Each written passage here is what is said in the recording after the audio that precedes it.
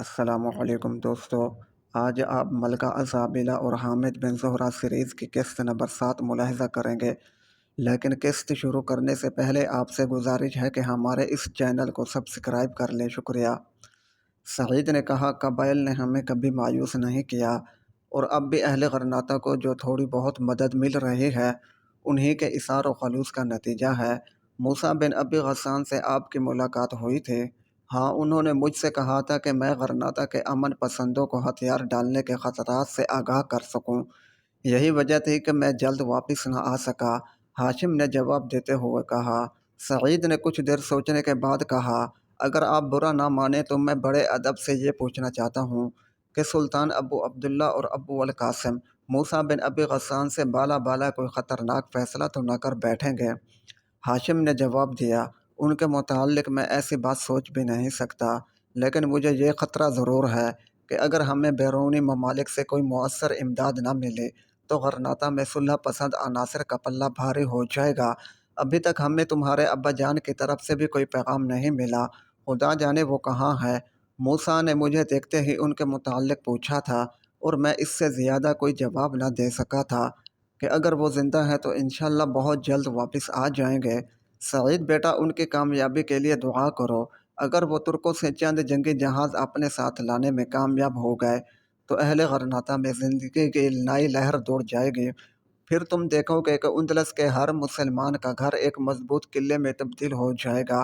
میں اپنی ہمت اور استعداد کے مطابق پوری کوشش کر چکا ہوں کہ قوم ان کی آمد تک دشمن کے خلاف سینہ سپر رہے، لیکن قوم کی رگوں میں اب وافر خون باقی نہیں رہا۔ سعید نے کہا، آپ کو بد دل نہیں ہونا چاہیے، مجھے یقین ہے کہ ابا جان جلد واپس آئیں گے۔ اہل غرناطہ ان کی واپسی تک جنگ جاری رکھیں گے۔ خدا کرے کہ تمہاری توقعات درست ثابت ہوں، لیکن میری حالت تو یہ ہے کہ اب مجھے قوم کے مستقبل کا خیال آتے ہی دم گھٹنے لگتا ہے۔ ہاشم نے یہ کہہ کر قرب کی حالت میں آنکھیں بند کر لیں۔ تھوڑی دیر بعد سعید کمرے سے باہر نکلا تو عاتکہ صحن میں پہنچ کر اس کا انتظار کر رہی تھی۔ سعید نے اس کے قریب رکتے ہوئے کہا، عاتکہ سچ کہو، کیا اب بھی تمہیں اپنے چچا کے متعلق کوئی بے اطمینانی محسوس ہو رہی ہے؟ نہیں، مجھے ان کے متعلق کوئی بے اطمینانی نہیں ہے، میں تو صرف عمیر کی وجہ سے پریشان تھی۔ سعید نے کہا، مجھے ان کی گفتگو سے یہ محسوس ہوتا ہے کہ وہ غرناطہ کے حالات سے مطمئن نہیں ہے، اس لیے میرا ارادہ تو یہ ہے کہ میں وہاں ہو آؤں۔ آج شام تک 50 رضاکار جو جنوب کی طرف سے غلہ لا رہے ہیں یہاں پہنچ جائیں گے، میں ان میں شامل ہو جاؤں گا، اور انشاءاللہ وہاں پہنچتے ہی تازہ حالات آگاہ کر سکوں گا۔ مگر اب غرناطہ کا کوئی راستہ محفوظ نہیں رہا، عاتکہ نے کہا۔ سعید بولا کہ مجھے اچھی طرح معلوم ہے، لیکن گزشتہ چند ہفتوں میں دشمن کے چھاپہ مار دستے بہت نقصان اٹھا چکے ہیں۔ اب وہ رات کے وقت پہاڑی علاقوں میں قدم رکھتے ہوئے یہ خطرہ محسوس کرتے ہیں کہ وہاں ایک ایک جھاڑی کے اندر اور ہر پتھر کی اوٹ میں ہمارے آدمی چھپے ہوئے ہیں۔ وہ کسی موڑ کے قریب پہنچتے ہی ان کے تیروں کی زد میں آ جائیں گے۔ غرناطہ کی سڑک کے آخری چند میل ہمارے لیے زیادہ غیر محفوظ تھے، لیکن اب ہم نے یہ راستہ ترک کر دیا ہے۔ رسد کا سامان چھکڑوں کی بجائے خچروں پر لاد کر تنگ اور دشوار گزار راستوں سے لایا جاتا ہے، جہاں دشمن کوئی رکاوٹ نہیں ڈال سکتا۔ ہماری فوج کو معلوم ہوتا ہے کہ رسد کا قافلہ کس راستے سے آ رہا ہے اور کس وقت پہنچے گا، اس لیے شہر کے آس پاس اگر دشمن کے حملے کا خطرہ ہو تو قافلے کی حفاظت کے لیے محافظ سپاہی بھیج دیے جاتے ہیں۔ عاتکہ بولی، میں غرناطہ کے متعلق بہت پریشان ہوں، آپ جلد واپس آنے کی کوشش کریے گا۔ عاتکہ کا خیال تھا کہ غرناطہ کے مخدوش حالات ہاشم کو چین سے بیٹھنے کی اجازت نہیں دیں گے، اور وہ ایک نئے ولولے، تازہ جوش و خروش کے ساتھ پہاڑی قبائل میں جہاد کی تبلیغ شروع کر دیں گے۔ لیکن ہاشم کی اب حالت تو یہ تھی کہ جہاد کی تبلیغ تو درکنار، وہ تو گھر سے باہر نکلنا بھی پسند نہیں کرتا تھا۔ غرناطہ کے متعلق طرح طرح کے افواہوں سے پریشان ہو کر آس پاس کے بستیوں کے لوگ اس سے ملنے آتے تھے۔ اس کے پاس ان کے تمام سوالات کا ایک ہی جواب ہوتا تھا، غرناطہ کو اب بوڑھے آدمیوں کے الفاظ کے بجائے نوجوانوں کے خون کی ضرورت ہے۔ اگر تم مزید خون دے سکتے ہو تو یہاں باتیں کرنے کی بجائے وہاں پہنچ جاؤ، ورنہ یہ دعا کرو کہ باہر سے کوئی تمہاری مدد کے لیے آ پہنچے۔ میں غرناطہ کے اکابر سے مل چکا ہوں، اب یہ بات ان سے پوشیدہ نہیں رہی ہے کہ حامد بن زہرہ اسلامی ممالک کے حکمرانوں کی اعانت حاصل کرنے کے لیے جا چکا ہے۔ مجھے یقین ہے کہ وہ اس کے کامیاب واپس آنے کی امید پر آخری دم تک لڑتے رہیں گے، لیکن رسد کی کمی کے باعث غرناطہ کے حالات بہت نازک ہو چکے ہیں۔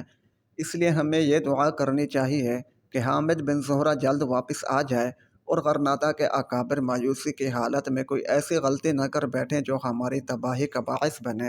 ہاشم کی بیوی سلمہ بہت پریشان تھی۔ وہ عاتکہ سے کہا کرتی تھی، بیٹی اپنے چچا جان کے لیے دعا کرو، وہ حوصلہ ہارنے والوں میں سے تو نہیں ہیں، لیکن اب کوئی غم انہیں اندر ہی اندر کھائے جا رہا ہے۔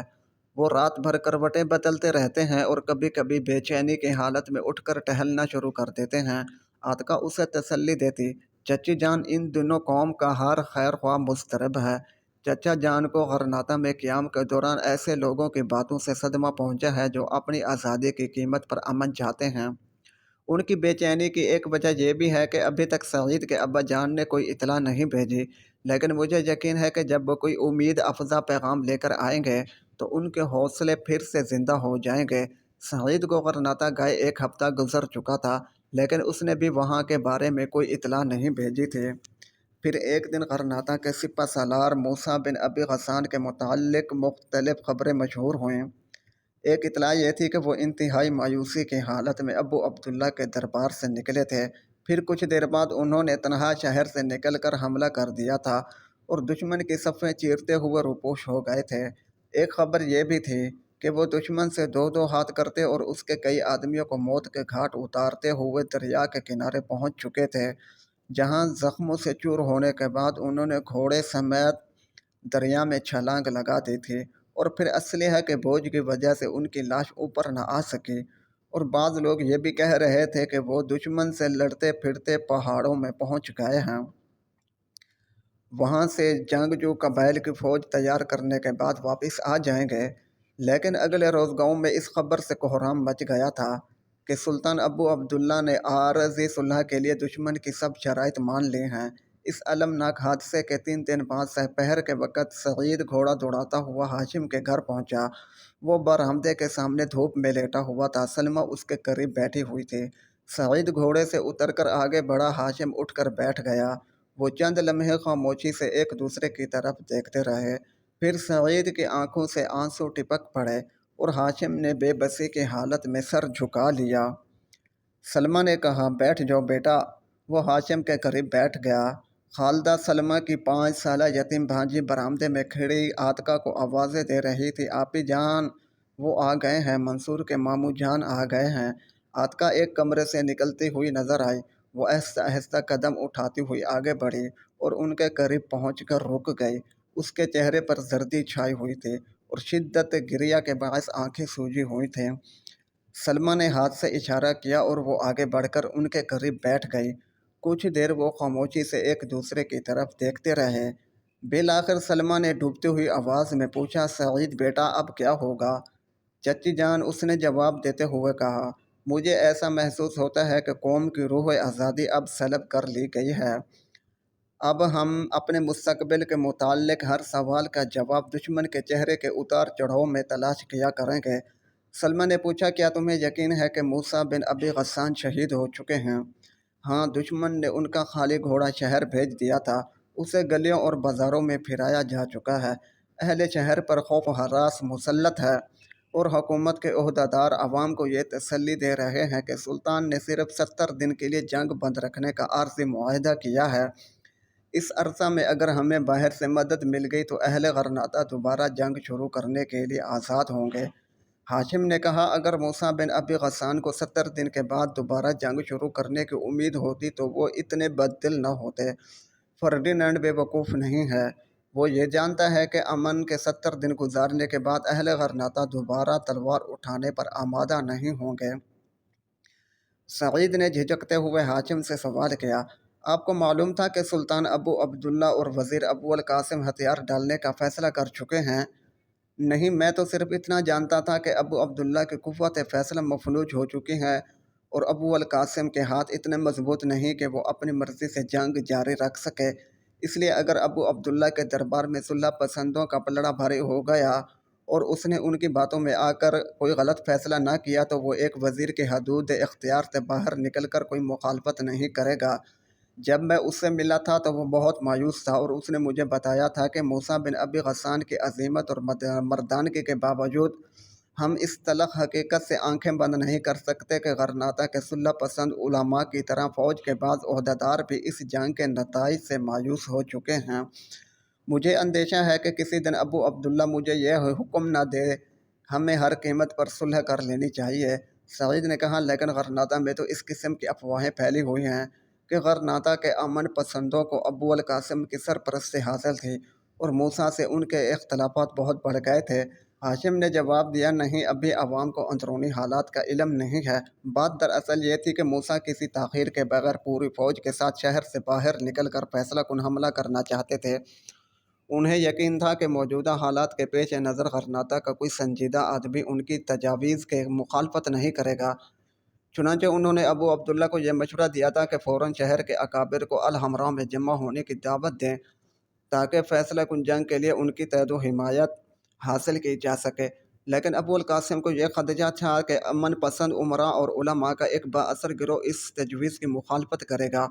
ابو القاسم نے موسیٰ کو یہ سمجھانے کی کوشش کی تھی کہ اگر آپ کی تجویز بھرے دربار میں ٹھکرا دی گئی تو عوام پر بہت برا اثر پڑے گا، اس لیے آپ کو یہ معاملہ کھلے دربار میں پیش کرنے کی بجائے پہلے یہ اطمینان کر لینا چاہیے کہ وہاں آپ کے ہم خیال لوگوں کا پلہ بھاری ہونا چاہیے، اور یہ اسی صورت میں ممکن ہے کہ آپ شکست خوردہ ذہن کے لوگوں کو یہ امید دلا سکیں کہ جب اہل غرناطہ میدان میں نکلے گئے تو وہ تنہا نہیں ہوں گے۔ ان کی جنگ پورے اندلس میں پھیل جائے گی اور پھر بیرونی ممالک کی حکومتیں بھی ان کی پشت پر ہوں گی۔ جب تک ایسی صورت پیدا نہیں ہوتی تو اہل غرناطہ کو اپنے حصار سے باہر نہیں نکلنا چاہیے۔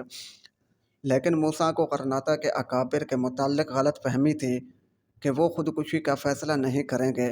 میں غرناطہ سے واپس آیا تھا تو تم بار بار یہ پوچھتے تھے کہ میں اس قدر غمگین اور پریشان کیوں ہوں، اور میں تمہیں ٹالنے کی کوشش کیا کرتا تھا، لیکن آج میں تمہیں بتا سکتا ہوں مجھے اس بات کا خدشہ تھا کہ اگر معاملہ کھلے دربار میں زیر بحث آیا تو غرناطہ کے اکابر کی اکثریت موسیٰ کا ساتھ نہ دے گی۔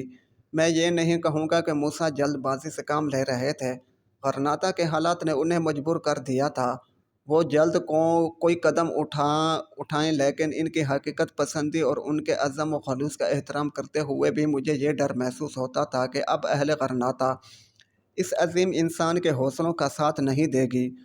ابو القاسم کو کوسنے سے کوئی فائدہ نہیں ہے، وہ ایک ایسے حکمران کا وزیر ہے جو اہل غرناطہ پر ایک عذاب کی صورت میں نازل ہوا ہے۔ اب اس کی آخری کوشش یہی ہوگی جنگ بندی کے عرصہ میں دشمن سے زیادہ مراعات حاصل کی جائیں۔ اس کے بعد اگر غلامی ہمارا مقدر نہیں بن چکی تو ممکن ہے کہ کوئی اللہ کا بندہ ہماری مدد کو پہنچ جائے، لیکن اس وقت ہمیں جوش کی بجائے ہوش سے کام لینا چاہیے۔ اب اہل غرناطہ کا فیصلہ تبدیل کرنا ہمارے اختیار میں نہیں ہے۔ جب تک کوئی امید افزا صورت پیدا نہیں ہوتی ہمیں کوئی ایسی بات نہیں کرنی چاہیے کہ دشمن کو آپ کے علاقے پر چڑھ توڑنے کا بہانہ مل جائے۔ تم حامد بن زہرہ کے بیٹے ہو، تمہیں بہت زیادہ محتاط رہنے کی ضرورت ہے۔ اب تمہاری حفاظت میری سب سے بڑی ذمہ داری ہے۔ میں تم سے وعدہ لینا چاہتا ہوں کہ تم جنگ بندی کے اس زمانے میں غیر محتاط لوگوں سے الگ تھلگ رہو گے۔ غرناطہ میں ان سرپھروں کی کمی نہیں ہے جو کسی وقت بھی مشتعل ہو سکتے ہیں۔ جب ایسے لوگ تمہارے پاس آئیں گے تو تمہیں اس بات کا خیال بھی رکھنا چاہیے کہ ان کے ساتھ دشمن کے جاسوس بھی ہو سکتے ہیں۔ مجھے یقین ہے کہ اب اہل غرناطہ کے لیے رسد کے راستے کھل جائیں گے اور تمہارے بغیر بھی یہ کام ہو سکے گا، اور اگر وہاں جانا پڑے تو تمہیں امین اور عبید کے سوا کسی اور کے پاس نہیں ٹھہرنا چاہیے۔ مجھے اب بھی تمہارے باپ کا انتظار ہے۔ میری یہ امید ختم نہیں ہوئی کہ وہ دم توڑتی ہوئی قوم کے لیے نئی زندگی کا پیغام لے کر آئیں گے، لیکن جب تک ہمیں کوئی سہارا نہیں ملتا ہم پرامن رہ کر ہی کسی آنے والی آزمائش کا سامنا کرنے کے لیے تیار ہو سکتے ہیں۔ سعید نے کہا چچا جان آپ مطمئن رہیں، میری طرف سے کوئی بے احتیاطی نہیں ہوگی، لیکن یہ میں محسوس کرتا ہوں کہ ان دنوں آپ کا غرناطہ میں موجود رہنا ضروری ہے، وہاں حریت پسندوں کو آپ کے مشوروں کی ضرورت ہوگی۔ ہاشم نے جواب دیا میں نہیں سمجھتا کہ اب میرے مشورے کوئی فائدہ پہنچا سکیں گے، تاہم میں 2-3 دن تک غرناطہ روانہ ہو جاؤں گا اور جلد واپس آنے کی کوشش کروں گا، لیکن اگر کسی وجہ سے مجھے زیادہ دن لگ جائیں اور اس عرصہ میں تمہارے ابا جان کی طرف سے کوئی پیغام آ جائے تو یہ بات کسی پر ظاہر نہیں ہونی چاہیے۔ اگر وہ خود پہنچ جائے تو انہیں کوئی قدم اٹھانے سے پہلے مجھ سے مشورہ کر لینا چاہیے۔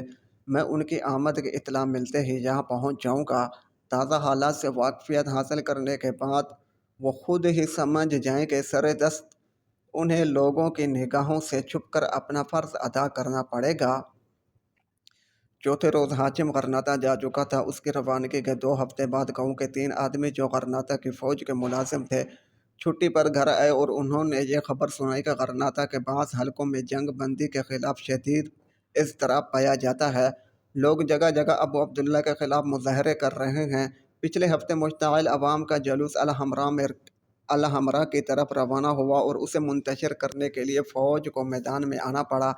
شہر میں یہ افواہ بھی گرم ہے کہ فرڈینینڈ اس صورتحال سے بہت پریشان ہے اور اس نے سابقہ معاہدے کے مطابق سلطان ابو عبداللہ سے یہ مطالبہ کیا ہے کہ فوج کے جن افسروں اور شہر کے بااثر خاندانوں کے جن افراد کو یرغمال کے طور پر سینٹافے بھیجنا ہے وہ بہت جلد بھیج دیا جائیں، ورنہ وہ جنگ بندی کے معاہدے کا پابند نہیں ہوگا۔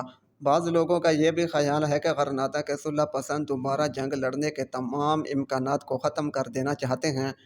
انہوں نے ابو عبداللہ کو یہ مشورہ دیا ہے کہ جن بااثر لوگوں سے بغاوت کا کوئی خطرہ پیش آ سکتا ہے انہیں قابو میں رکھنے کی یہی ایک ہی صورت ہے کہ ان کو یرغمال کے طور پر فوراً فرڈینینڈ کے حوالے کر دیا جائے، اور ابو عبداللہ ان کے مشورے پر عمل درآمد کرنے کے لیے تیار بھی ہو چکا ہے۔ سعید یہ خبر سنتے ہی ہاشم کے گھر پہنچا اور اس نے عاتکہ سے کہا، مجھے یہ خبر ناقابل یقین معلوم ہوتی ہے، تاہم میں غرناطہ جانا چاہتا ہوں۔ چچا ہاشم کا پتہ بھی لگانا ضروری ہے، انہیں وہاں گئے کافی دن ہو چکے ہیں۔ گاؤں سے 4 اور آدمی میرے ساتھ جانا چاہتے ہیں اور ہم تھوڑی دیر تک روانہ ہو جائیں گے۔ عاتکہ اور اس کی چچی نے سعید سے محتاط رہنے اور جلد واپس آنے کا وعدہ لے کر اسے خدا حافظ کہا، اور تھوڑی دیر بعد 5 برق رفتار سوار غرناطہ کا رخ کر رہے تھے۔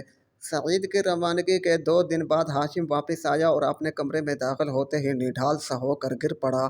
تھوڑی دیر بعد وہ سلمیٰ کو بتا رہا تھا، مجھے اب تک یہ امید تھی کہ شاید ابو القاسم یرغمال میں دیے جانے والوں کی فہرست سے میرے بیٹے امین اور عبید کے نام نکال دے گا، لیکن اس فیصلے پر سلطان کی مہر ثبت ہو چکی ہے اور فہرست کی ایک نقل فرڈینینڈ کو بھی بھجوا دی گئی ہے۔ اب کسی وقت اچانک انہیں سینٹافے بھیج دیا جائے گا۔ سلمیٰ نے اپنے آنسو پونچھتے ہوئے کہا، لیکن ابو القاسم تو آپ کا دوست ہے، مجھے ابو القاسم سے کوئی شکایت نہیں ہے، اگر اس کا بس چلتا تو وہ یقیناً میری مدد کرتا، لیکن سپہ سالار کو اصرار تھا کہ فوج کو پرامن رکھنے کے لیے امین اور عبید جیسے بااثر افسروں کو دشمن کے حوالے کر دینا ضروری ہے۔ تاہم ابو القاسم نے مجھ سے یہ وعدہ کیا ہے کہ وہ چند دن تک انہیں واپس بلوا لے گا۔ سلمیٰ حوصلے سے کام لو، میرے سامنے اپنے بیٹوں سے زیادہ اس علاقے کی بستیوں کو بچانے کا مسئلہ تھا۔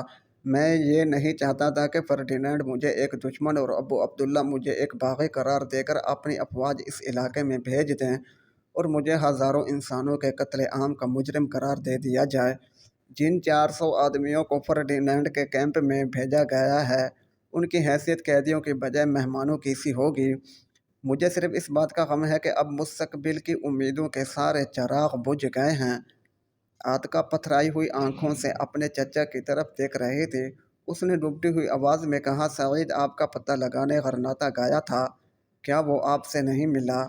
ہاں وہ مجھ سے ملا تھا، میں اسے اپنے ساتھ ہی واپس لانا چاہتا تھا، لیکن اس کو چند ضروری کام تھے، اس لیے وہ میرے ساتھ نہیں آیا تھا۔ مجھے یقین ہے کہ وہ کوئی خطرناک راستہ اختیار نہیں کرے گا اور بہت جلد واپس آ جائے گا۔ اور اب عاتکہ کی نگاہیں کھڈ کے پار اس مکان پر مرکوز تھیں جہاں وقت کی تاریک آندھیوں میں وہ آج بھی امید کی کوئی کرن دیکھ سکتی تھی۔ اسے بڑی شدت سے سعید کا انتظار تھا۔ عاتکہ اسے زینے سے چچی کی آواز سنائی دی، عاتکہ بیٹی تم ابھی تک یہاں کھڑی ہو؟ بہت سردی ہے بیٹی۔ آتی ہوں چچی جان، اس نے جواب دیا۔